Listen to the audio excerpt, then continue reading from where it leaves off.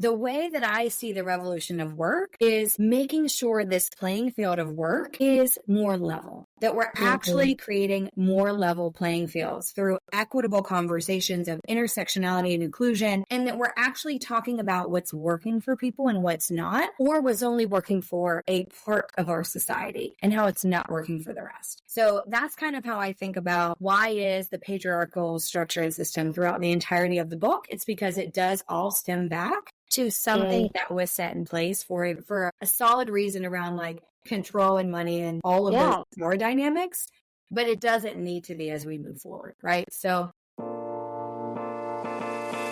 welcome to Paradigm Shifts with your host, Keisha Kruger. As an organization development practitioner and executive coach, I work with leaders to create positive changes in the workplace using behavioral science. And here, we're on a mission to rethink the way we work, lead, and ultimately live. So, let's unpack light bulb moments for paradigm shifts within your workplace and beyond. Are you ready for a shift? Let's dive in. Hello, Anessa. Welcome to Paradigm Shifts Podcast. Happy to know you. Thank you so much. This is going to be so much fun. So thank you for inviting me on. Absolutely. I mean, you are the person to talk about when it comes to revolution of work, because you just put out a book called Revolution of Work, and there's a subtitle to this stuff. Do you want to tell everyone what that subtitle is? Yes. I will tell you the revolution of work. It's fuck the patriarchy and the workplace it built. And really quick side note on that is that I knew the first part of it, I knew it was going to be revolution of work. And it took me a while to get to the right subtitle. So once I found that subtitle, I was like, oh, that is it right there. I mean, talk about an attention grabber. So your book presents this really bold call to action against patriarchal systems and structures in the workplace. And I really would love for you to share with everyone what inspired you to write this book and what you hope to achieve with the message behind your book. Yes. So what inspired me to write it is a couple of different things. I've worked with over 120 organizations in 30 plus countries over the last decade. And there were a lot of trends that I saw across different stages of companies, across different types of organizations. And as I talked to other colleagues in the HR and people space, I realized that what I was experiencing was not just me. It was something that other people were seeing too. But there wasn't a book out there that was getting to the real heart of what we were seeing on a day-to-day in our space, in our industry. And I really wanted to write something that gave people that gave people something that they could really align themselves with. Because I think a lot of the HR books that we've seen have been a lot of data or a lot of aggregate of other people's stories. And there wasn't this like down-to-earth human aspect of that storytelling piece that was woven through it all. And that's what everyone was craving. And so as I decided, I always kind of knew I was going to write a book, but I was like, oh, I'm going to actually write a book now because I wanted that book. I wanted to be able to read it and I couldn't find it. And then secondarily, the reason that I was like, okay, you know what? Now is the time is because we have 5 generations in the workforce right now today. And we've never actually had that before in the workforce. And so we've had 5 generations of people in the workforce. We also have this really interesting dynamic in terms of the labor market and society right now. And what I mean by that is we had COVID, we had the pandemic, we lost more than 1 million people to COVID. We also lost more than 1 million people in the workforce because they had long COVID and now they're on disability. And a lot of those people aren't going to be coming back into the workforce. Then we have baby boomers retiring literally every day, between 10 to 16 and baby boomers retiring every single day. And there's not enough Gen Z to, number one, take that place of the baby boomers leaving, but also Gen Z has decided, you know what, corporate America might not be for me. And they're really electing out at like very high numbers. And they're saying there are other ways for us to make money. We have other options. Now we have alternatives. So what we're seeing is, as I looked at the labor numbers, I thought, wow, so we actually have 5 million people. And this was when I started writing the book in November 22. So it's more than this now. But we had 5 million people at that specific point, that less than we had roles to fill. So there were way more jobs open than we had people to fill them. And we were actually at a negative 5 million at that point. And caveat here, they don't always line up open jobs with like skill sets of people to fill them. And that would be great, right? But we all looked across and it was like, oh, we didn't actually expect to be down 5 million people right now. And this is an interesting dynamic because as this goes on, that's going to widen. That gap's going to widen. And what's going to happen is there's this, I think a lot of employers leaders really think that they have the power play right now, that they have the upper hand. And it's going to shift very quickly because they're going to literally run out of people to fill those jobs. They're going to run out of people to have in their organization, helping them towards a mission, unless they take care of their people now. And unless they start to decide, you know what, actually humans are a really big piece of our business. And so we need to pay attention to them and support them. And what I wanted to write about, and given all that, was, guess what? With that, we actually have a great opportunity. We have a great opportunity to literally change the way that we work, because if we do not do it now in the next 5 years, we may not get this chance again. So all of that really long answer to say, I wanted the book, and it was a really precarious time in our labor market. Yes. I feel like some of the best products or, experiences that are produced come out of a need that person has. It's like, this is successful, but like, I really just made it for me. So I love that you're saying that, because it's like, you needed this book, and so does so many other people in our community. And like, we're in the business of people. So this is such a raw and authentic book. And one of the stories that struck a chord with me is the time that you went to the conference and you heard one of the leaders talking about millennials and just zoning in on like a negative connotation, negative stereotype or stigma of millennials. I'm not going to go into detail. People want to, get into the story. It's in the book, but I'm a millennial and I've never, ever been able to relate to the generational stereotypes of a millennial. And so to me, that struck a chord, and I was like, I feel heard, I feel seen. So thanks for writing about that. Yes, of course. I mean, that was very early on in my career. And it was one of those things where I feel like we see this a lot, especially when we're early in our career, just around,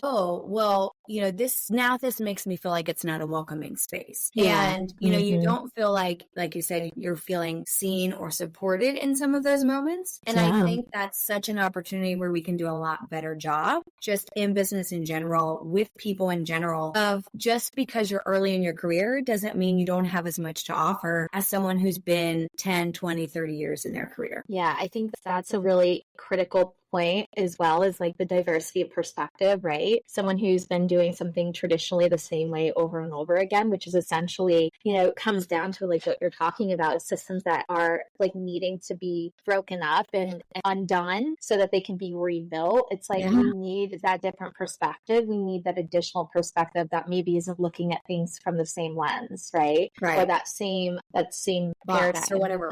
Right. Yes. So, as you were talking about the research and some of the gaps that you're noticing, the widening gap of the workforce kind of having a negative impact on employers and organizations, do you really see that employers are putting the skill development into place, like those programs that are needed to upskill their workforce, or do you feel like the trend is the opposite? Or do you notice anything around that? Yeah, I would say I think there are a lot of employers and organizations that are really trying to be skills focused, and that's what they'd like to get to. But I often say it's the long road to get there and do it well. And the long road is not like it's going to take us 20 years, but I think that the way to approach that is going to be very thoughtful. And this is why, people in the HR and people space are really, really needed, because I don't always think leaders that don't have this experience, I don't know that they often see as many dots connecting as we do. And they don't understand how everything sort of plays into other things around the business. And this is one of those, right? Where there's a lot of reasons that we can do skills-based recruiting and just working together and just even like breaking down silos if you think about it. But there has to be a thoughtful way to do that so that it's sustainable. And I love that you say thoughtful, because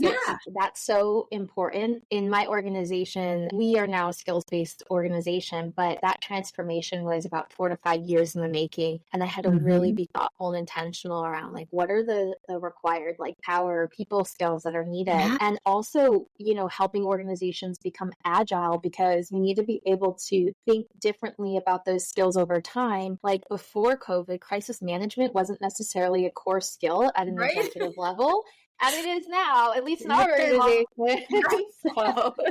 Absolutely. It's one of those things, right, where it's, you kind of go, okay, well, what do we need? Or why are we doing this, right? And I think that's great. But then the question that a lot of people don't ask is, that's wonderful. What are we going to do in a year? What are we going to do in 2 years? What are we going to do when this happens, right? And I really think that that's the piece of skills, because I see, I really love all those dynamics of how great it could be. We can cut down on bias. We can cut down on a lot of the things that people don't really love to deal with in terms of HR and people dynamics in organizations today through skills-based approaches. But also, as to your point, it's one of those things where if we think outside the box and we start to get innovative and we stop doing the things that we've always done and we break down these silos and we break down these boxes, imagine where we could be. And some of the things that I love to paint the picture around with the revolution of work is, imagine a place where you go into work and your skills, what you really love to do, you're asked to really hone in on and even learn more, get better with the things that you are strong in and that you love,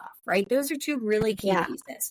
Like they give you energy, right? Exactly. And it's giving you energy. It's not draining energy. We're not asking you to focus in on your weaknesses. And what that's doing for the employer and the company side is, imagine that person who's able to do a task in an hour and loving it and really feeling fulfilled by it versus the same, maybe the same level of person, but it takes them 4 hours to do this thing and they don't love it and they don't feel fulfilled by it. An organization should be focusing on the first part, right? Because that person is feeling good. They feel supported and heard and challenged. It also takes them an hour. The second person, the company is really paying for 4 times the amount of work, right? In the time and work, and they're really not fulfilled. So it is one of these things that I think can really level the playing field across a lot of organizations and cut down on a lot of things that are really wrong with the way that we work today. And to your point of agile, being able to iterate, listen, gain feedback, make that feedback actionable. I think we can do a lot more of that across all aspects of business. Yeah. I mean, what you're saying is just scratching the surface, because talking about that second individual that you were mentioning that's not engaged, then the impact that that's having on productivity and profitability, the bottom line measure is really that, employers care about, and as a business should, right? So people are the focus here. And so I think that's so cool that organizations are starting to see it that way. And then you're also saying we still have work to do.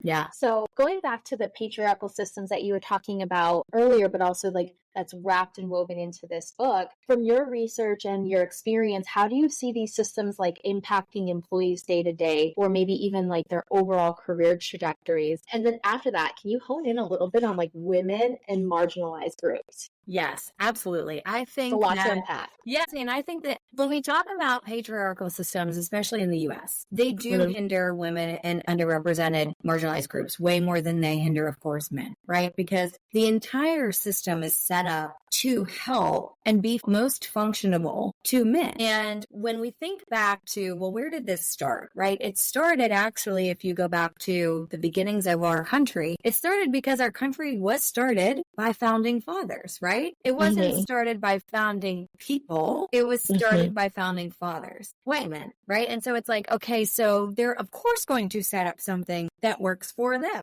Right. So it's like, it's a natural inclination for a human dynamic to think that way. But I think what we've realized, right, post seeing everyone go through the Industrial Revolution in our past and our history, and really carrying through a lot of how we work today, even from the Industrial Revolution times, you realize as you go back that not that much has changed. And those patriarchal structures are put in place to, again, make sure that those people are best suited, right? And everything is set up to best suit and to appeal to and to reward them.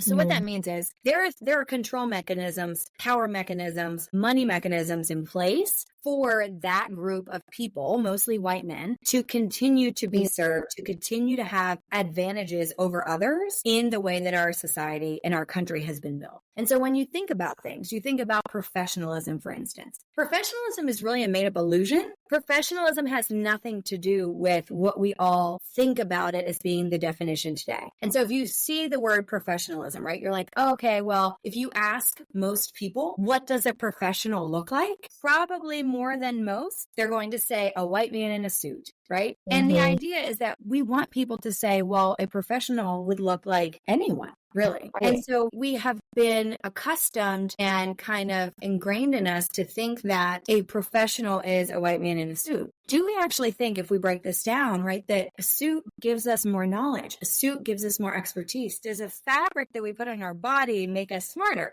No. Does it give us more business acumen? No. But when we hear this in the business world today, which we still hear, they're not professional enough. They're not showing up as a professional, or even things like executive presence, specifically for women, right? And underrepresented groups. Executive presence is a form of power and control. And it's set up so that executive presence means white man presence. Yeah. You know, most of the time it's like, that's what you're trying to be more like. They're asking you to be more like white men. But executive presence, if we think about it, it should just mean you have the knowledge base, the ability, the expertise to be. It's kind of like you can present and be an executive in many, many ways that are intersectional and beautiful, and a wonderfully woven kind of unique perspective of what that means. But when we often talk about it, it's the same thing that we think about when we are often asked about professionalism. We think about a certain set of people in our larger US demographic, right? And so for me, it's thinking about all those things and how they start to stack, right? So you've got how you dress, how you wear your hair, what you look like, what you are presenting as, your executive presence, all these things start to layer. And what that is it's then pushing up and making it easier for white men to succeed because it's set up for them to succeed. And then it's making it harder for everyone else to succeed. And so the way that I see the revolution of work is making sure this playing field of work is more level, that we're actually creating more level playing fields through equitable conversations of intersectionality and inclusion, and that we're actually talking about what's working for people and what's not, or was only working for a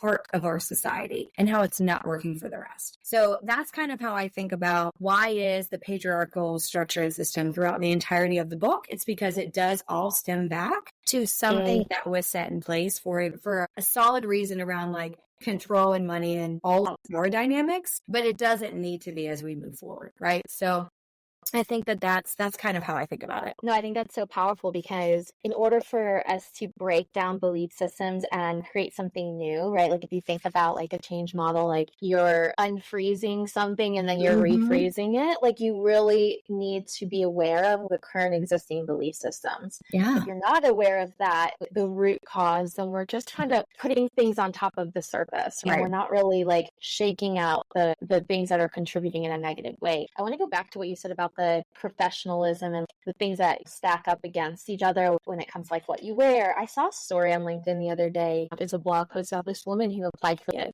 senior executive HR role, and she had like a really great interview. She had done her hair in a nice blowout. She had a nice blazer, a good suit, whatever it may be. But she got a response back that said they're not going to go forward with her. And she had asked for feedback, and they said, you didn't look professional enough or put together enough because she didn't wear makeup. As someone who doesn't wear makeup, I get right it. into Oh my gosh. Well, and so that is such a, right, that's such a power dynamic, right? I mean, for me, it's like, I love fashion. I love us as people being able to make choices that we, want to do for our own bodies, right? I'm very big on that. And so this is what I've often seen when people say comments like that around like, well, they're not professional enough, where it's, their executive presence wasn't completely there. I wish they had more of that. What it honestly comes down to, seeing trends over literally thousands of people, I will tell you exactly what it is. It's either a projection of that person's own insecurities, one, right? Or two, it's that they feel, it's not an insecurity, but it's they feel like they're lacking in some way. And so they're actually going to be a little bit like the projection. That's the thing that they focus on. And the piece of that, especially in like an interview process for recruiting, is that 9 times out of 10, that hiring manager or that interviewer is saying those things because they can't articulate the meaty parts of the interview and why this person doesn't have the skill set to do the job. Yeah. And so they try to throw these other things like spaghetti at the wall to see what sticks. And so it's really glaring when you've seen this across, like, you know, I've hired 10,000 plus people. I've probably interviewed more than 100 people. When you've seen so many interviews, you go, oh, okay, that's what's happening there. So like, you know, then you start to ask more questions as the TA leader, as the HR leader of like, well, tell me why you feel that way. Can you give me specific examples? And what you find 9 times out of 10 is they can't. And when there are no examples, the feelings aren't facts. We can't move forward with that. So, you know, that's always why I say it's okay, great. Give me a specific example. Yeah, and I teach this all the time when I teach our managers and our leaders in the company around feedback, right? Like you can't just tell someone to change something without giving them substantial evidence or facts or observations of that behavior that, you know, and also the why behind it, like how that's impacting. So I 100% agree with you. And so I think now that we've kind of addressed the basis of this book and like the why and the what, now I want to know like how. So how do we undo these things? Your book doesn't just highlight problems, it offers solutions as well. So what are those key strategies or changes that you think are essential for organizations that are looking to dismantle patriarchal norms or build more equitable, inclusive workplace? I love that. Yeah. So for me, where it starts, and this is kind of back to our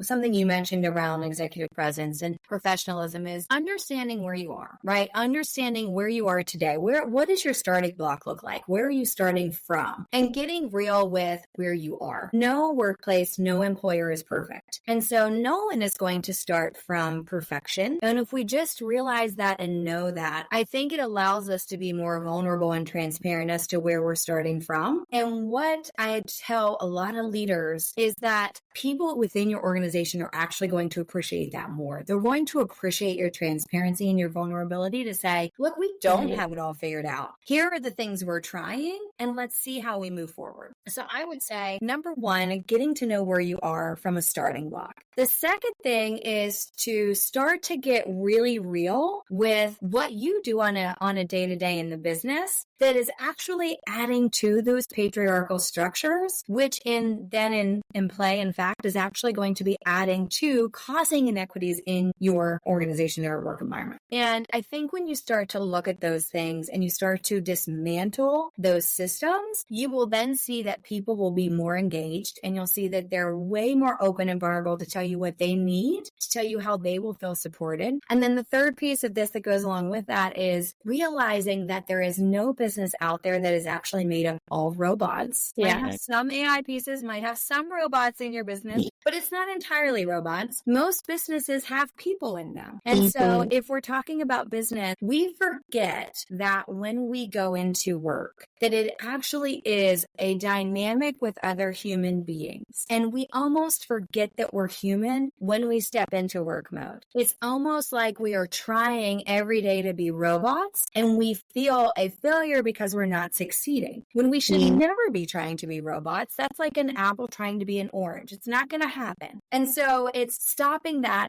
from both a leadership perspective and an employee perspective and just an overall business perspective to say, let's get back to understanding that we are actually working with humans. What do human beings need? What do they want? What do they want to see? How do they want to feel? And I think we have lost that. We have lost that because we are seeing 80% or more of workers being actively disengaged. We are seeing stress levels at the highest that we've seen them within workplace stress. We are also seeing, especially in our space, in the HR space and people, thousands of people going fractional because they're saying peace to that 9 to 5 Monday through Friday corporate job because they've had enough. And so I think that you see all of these people going into fractional, leaving that corporate workforce, and you see Gen Z not ever even jumping into it to begin with. That is a very clear signal that we're doing it wrong. And so I'm hoping that with the revolution, we start to dial into our humanity. So what I hear you saying is like, first, recognize and be aware of your own unconscious bias and like where you are today. And then the second thing, just being like an actual human being. Right? And owning your shit. Own your shit. If you're a leader and you need therapy, please find therapy. Like, you know. Yeah. Because I find that a lot of leaders, like, will also work out their stuff with their organization, when they should be doing their own therapy outside of the workforce. Yes. It's a whole other thing. It's like trauma-informed workplaces. Yes. I'd love to do an episode on that because I think I have a great friend who does that, Stephanie Lemick. I'll have to connect the two of you. She's amazing. I love that. Absolutely right. I think that the cornerstone of all the work that we do is just self-awareness. It's like if you're not aware of like how you're showing up in an environment or an experience, and you're not being vulnerable and taking ownership over your actions, and like people aren't going to believe you, they're not going to trust you, they're not going to follow you, and they're not going to get behind you or the mission or the purpose of the organization, right? And going back to your fractional work, do you think that shift is potentially the natural evolution of where we're going? I think so. For a lot of reasons. I think people, especially because of COVID, right, where we all felt out of control for a long while, I think people want control and flexibility. And they're really tired of being in such boxes all the time. And in a lot of ways, for work, as a society, even for instance, like I just saw this really horrible, was shared within an HR group that I'm in, this really horrible job application process where it not only asked if the applicant was pregnant, but how pregnant. I saw that. I saw that too. Oh my gosh, we're not doing this right. We need like 26 weeks more, and I'm more than 26 weeks, and I was like, I have no idea why you'd want to ask this. Like, what? Cringy. So what did I do? Right. So I think just really all of those pieces of figuring that out of how do we just sometimes, instead of doing what we've always done and almost like just going along, not even thinking about it, how can we stop ourselves and say, why do we do this? Right? Why do we do it this way? And doesn't even make sense anymore. It doesn't. And I think the things that you're offering up, those things that are surfacing for you, and then what you talked about in the book, it's just like real evidence of like backing up that shift and that natural evolution.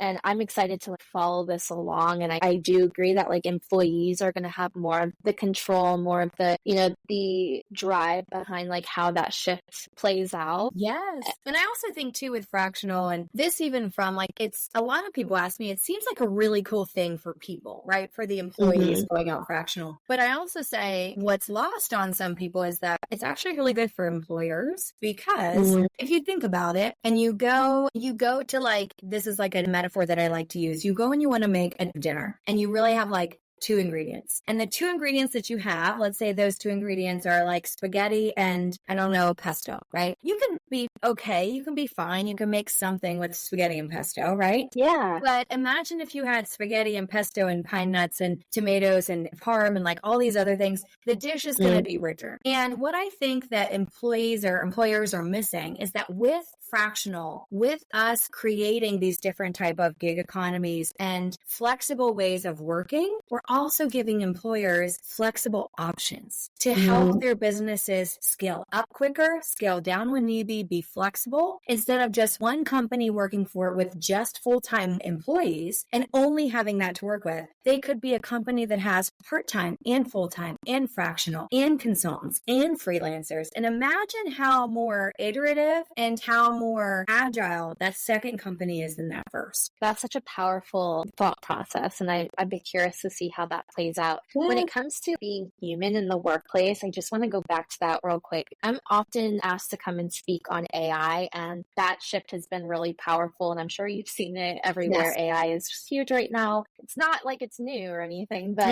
AI integrating into workflows. And I often speak about how it can integrate into HR and OD professions, because I think that it could help augment a lot of what we do. When we were talking about those widening skill gaps, do you think that the AI opportunities that potentially will exist could take away those mundane administrative type of things and allow humans to step into being more human, being more vulnerable, because they're not so worried about being robots and getting in the computer, like you had said, and just like churn through, be productive, be productive. And it's like, no, today I'm focused on having a meaningful coaching conversation with this manager who really needs to pivot in order for their team to be successful. Like, what are your thoughts on that? Like, being that you've got exposure to so many different companies. Yeah. So I would say I really do think that AI is going to allow us to do more creative human-backed work, work. And if you think about it, a lot of the AI tasks, like you said, are going to be sort of those admin tasks that people don't like to do, those manual tasks, the data entry, etc. And it's also the things that,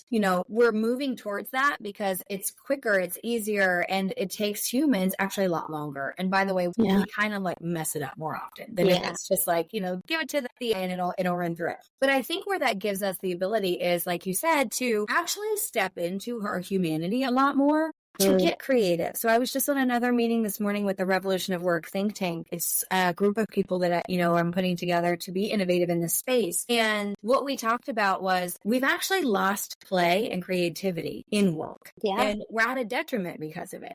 And we need to reintroduce some of that back into work because, as you know, from the psychology background, if our brains are freer and feel more fulfilled and just are able to squash the boxes, we can be more innovative. And imagine what that does for our employers, for those businesses we're helping and working with. It's going to give them more innovation. It's going to allow them to do other things. It's going to allow them to think about things in a different way that maybe they have never thought of before. Yeah. So yes, I think that AI is going to help with some of the stuff people don't like to do anyway, so that we can get to stuff that we all really love to do. I love that you brought up the neuroscience and the psychology of that, because play and creativity happens when we feel safe, right? We feel calm and in like a good environment. And I'm not just talking about psychological safety, I'm talking biological safety as well. It's like our nervous system feels calm. Yeah. And if you think about it, probably a huge percentage of us are going into work every day operating out of flight or fight mode. We're operating out of our, our sympathetic nervous system, or SNS. And we really need to be, in order to get into that creativity and tap into that resource, we need to be calm. We need to be able to slow it down. So I'm personally hoping, but also I hope more people are hoping. Yeah,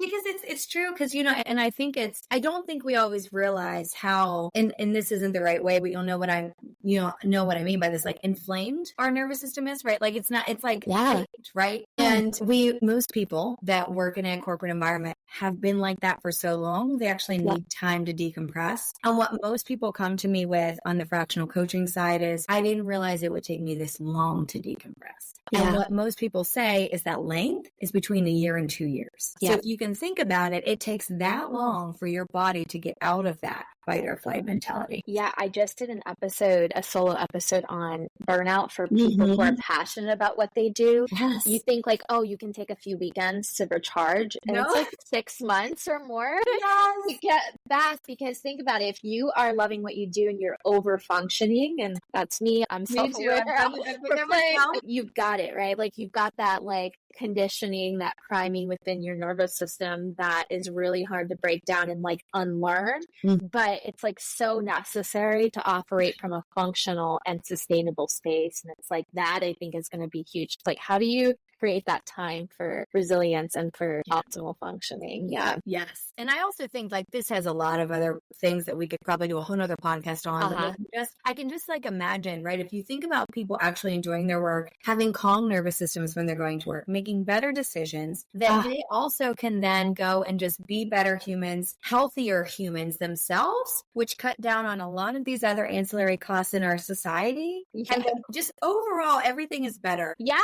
No, that's a whole reason why I got into organizational psychology, is because we spend so much of our time at work. And I think that's the pivotal arena to elevate human potential. But you're absolutely right. The studies show that like what happens in work and that domain transcends to our personal lives. So like things like domestic abuse and like addiction. And I mean, talk about scaling impact. It's here. It's the work that you and I are doing, and so many of us in this space. And I have a personal question I want to ask you about the book. So like getting a little bit more personal, I want to know, how was writing the book and exploring these themes, like how did that impact your own views or practices as a leader and consultant? Yeah. You know what? It's interesting. So I think because of some of the experiences I had early on in my career that I've written about in the book, I think because of that, I kind of came to a cathartic reckoning with myself earlier than most people do. And I also realized that there are certain things I need and I didn't want to compromise on. And again, some of this is my own white privilege to be able to do that. And I want to call that out. But I was able to to really like think about why I wanted to go out and be a fractional leader, why I wanted to not do this work in a corporate setting anymore. And I didn't want to be sort of constrained by that trauma. I didn't want to keep working in that dynamic. But with the book, what was actually cathartic is I didn't realize, and this is kind of where like trauma-informed workplaces, right? We never know when this stuff's going to come out. I didn't realize how much of it I was still holding on to. I didn't realize how much of it was so ingrained that when I wrote chapters of this book, I cried afterwards. It was like I released it. You processed it. Like you didn't bury it. You actually sat with it. Mm-hmm. Right. And so it was like, oh, I'm totally fine to write about this. And I wrote it and I went through it. But then as I read it back, I was like, oh, wow. And I didn't realize. And I've even had friends come to me after to be like, who are these people? And we need to... are they? And like, and I'm like, it's okay. I processed it. It's been a long time, right? Like, but it's that thing where it's like the number of people who've actually reached out to me via email or LinkedIn or however that have said, you read my mind. I had the same experience. I thought I was alone in experiencing this thing. So many people that I've never met before have reached out to me to say, thank you for making me feel less isolated. Yeah. And for me, not only is it like I wanted to write the book for myself, but I also am so glad that it's speaking to people and allowing them to feel less alone. So yeah. No, thank you for No, I would say thank you as well, because I started this episode off sharing that, like, I felt, seen and heard from that, just that initial experience around, being stereotyped as a millennial and being entitled. And I'm like, I've been working since I was 14 years old. I come from a small town. I didn't have anything handed to me. So I'm like, that was like, I felt that, I really resonated with it. So I do appreciate you calling that out and sharing that experience. Are there any specific changes that you've made within your company? You have a consulting company, Fike and Co. Yeah. Are there any changes that you've made within your company as a result of writing this book? I think that I have given myself, I was actually just talking to a friend about this the other day. I think that I've given myself more free time and rest time unapologetically. Yeah. After writing this book, because I think that as women, part of the societal things, right, is we always feel like we have to give more, do more, show our value, like we're not doing enough, and we kind of feel guilty. And we feel guilty resting. And I just am like, I'm not doing that anymore. I'm not feeling guilty resting. Being restful is also productive. So I think for me, it was part of that, like letting go, but also realizing I can actually rest too. And it's okay. And I need to rest. That was a huge paradigm shift for myself because, in the last few years, because I had never equated rest and productivity together. And I, again, like feeling seen, feeling heard right now, because leadership is lonely. It's a lonely path. But I think women in leadership, it could feel even more isolating and more lonely because of that lack of we have plenty of women, obviously, that paved the way for us today, but it's not as many as I would love to have. And it's also that thing too, which I think I brought up in the book, but I think even our generation, I will speak for me. What I've experienced from other women generationally isn't they're not all this way, but most of the time is I got here and I figured it out, so can you. With right? But I think our generation is also that mediating generation in a lot of ways. Mediating to baby boomers with technology and mediating to Gen Z by saying, we're going to pull you up and help you. And I think that's rare and unique. And I can't wait to see the fruits of that labor because we didn't have that. And I can't wait to see what Gen Z does with that from us. Oh my gosh, that's great. That's an incredible thought. Yeah, I love that idea. So you talked a little bit about what the revolutionized workplace looks like to you. Did you want to share any more about painting that picture? Oh my gosh. Okay. So the thing that I think about with revolution of work and where I wanted to get to, and by the way, I have a son who's going to be 10. And part of my goal too is I got to change this place before he gets into the work environment because he is such a artistic and empathetic soul that I do not want it to squash him or ruin that in him and all of those things, right? And I want that for everyone. That's what I want for everyone. But I just envision, like, imagine how much lost productivity we have now because people hate their jobs and hate Sunday nights because Monday morning's coming. Yeah. Is it so far out of the realm of thought that we could flip that to be that 80% of people are actively engaged and actually like what they do and like the people that they work with because they're challenged and they're using their skills and they feel empowered and they feel with a calm nervous system? To me, it's not something out of the realm of possibility. It's just that we all need to be thinking about how we'll get there. So I love that. So your vision is optimist. No, but it's an ideal, it's an ideal state, right? So it's like your vision is that people wake up on Monday morning looking forward to going to work. And I don't know what employer wouldn't want their employees to feel that way. I just like couldn't imagine how if you have a business, you wouldn't want to invest in your people to get that to that level. So my next question would be then, how can leaders, regardless of their level or industry, contribute to that vision and support that movement? Okay, so we're doing a lot with Revolution of Work. There's a lot of amazing plans. And I always like to say Revolution of Work is something that I've kickstarted, but I by no means have all the answers. So it will be a collaboration. It will be bringing together amazing minds in our space and thinking through how we're doing this the best way. But I think one of the things that people can do as leaders is joining the conversation. I think there are too many leaders who are like, that's not my thing. They don't really understand HR or organizational development or anything in regards to what we do, and they don't want to. And I think that's a mistake.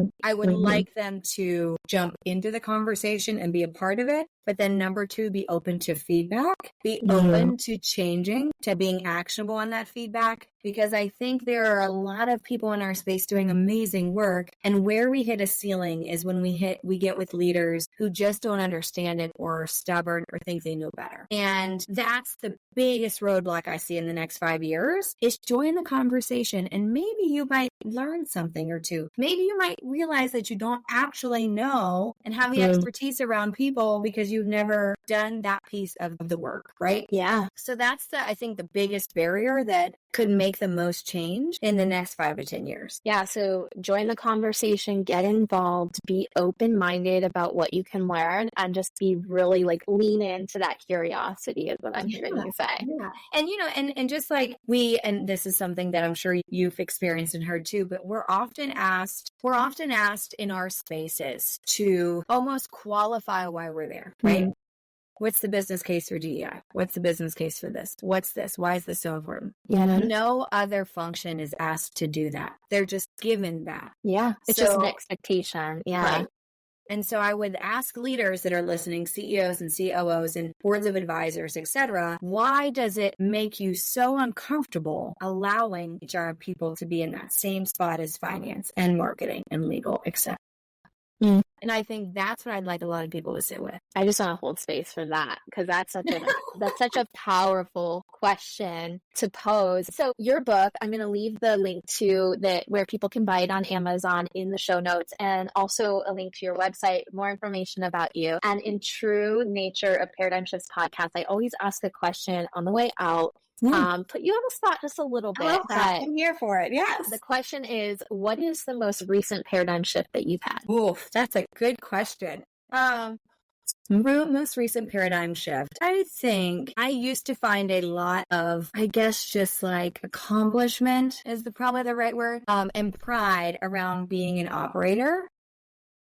And I still do. I still like getting things done and checking it off my checklist because I'm a type A person. But what I have realized about myself is I actually have high functioning anxiety and I like a real need to have control over things. And I think my paradigm shift is realizing that I can actually get more done and the universe sends more my way when Yeah. That's my paradigm shift, personally. So good. It's like stop controlling, stop directing, stop trying to force things, and get out of your own way. That's incredible. Your own way. Yes. And if you're doing the right things with goodness in your heart, if you love what you're doing and you feel compelled to do something, take one step at a time in that direction and the rest will flow. I love that. Thank you for leaving us with that last final message. Anessa, this has been an absolute pleasure. Thank you so much for sharing your wisdom with us. Yes. I love this so much. Well, thank you for inviting me.